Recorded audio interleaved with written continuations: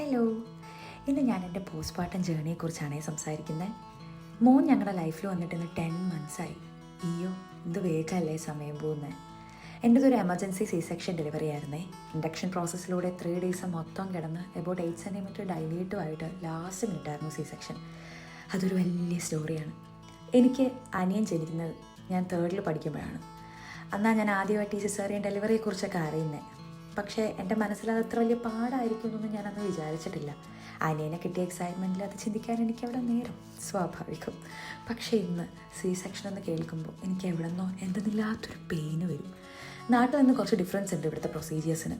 ഞാനത് ഡീറ്റെയിൽ ആയിട്ട് വേറൊരു വീഡിയോയിൽ പറയാം. പോസ്റ്റ്മോർട്ടം എന്ന വാക്ക് എല്ലാവരിലേക്കും ഫെമിലിയർ ആയിട്ട് അധികം ആയില്ല. ഡെലിവറി കഴിഞ്ഞിട്ട് എനിക്ക് എൻ്റെ ഹസ്ബൻഡ് അല്ലാതെ വേറെ ആരും ഇവിടെ ഹെൽപ്പിനില്ലായിരുന്നു. അൺഫോർച്ചുനേറ്റ്ലി കുറച്ച് റീസൺസ് കാരണം നാട്ടിൽ നിന്ന് വരാൻ പ്ലാൻ ഇട്ടതും അങ്ങ് മുടങ്ങി. അതുകൂടി ആയപ്പോൾ പിന്നെ തൃപ്തിയായി. എൻ്റെ ബോഡിയിൽ വന്ന ചേഞ്ചസും ഉറക്കമില്ലായ്മയും കറക്റ്റ് ടൈമിന് ഫുഡ് കഴിക്കാൻ പറ്റാത്തതും ഒക്കെ എന്നെ വല്ലാണ്ട് എഫക്റ്റ് ചെയ്തു വന്നു. ഞാൻ എൻ്റെ ഫേസ് മിററിൽ നോക്കാൻ പോലും മറന്ന ഡേയ്സ് ഉണ്ട്. ഒരുപക്ഷെ എനിക്ക് നോക്കാൻ ഇഷ്ടമല്ലായിരുന്നു എന്നും പറയാം. എൻ്റെ സ്കിൻ ടോൺ മാറി, സ്കിൻ ബ്രേക്ക് ഔട്ടായി, കളർ ചേഞ്ച് ആയി, 37 kg നിന്ന് 58 ആയി. അതൊക്കെ അന്ന് എന്നെ വല്ലാണ്ട് എഫക്റ്റ് ചെയ്തു.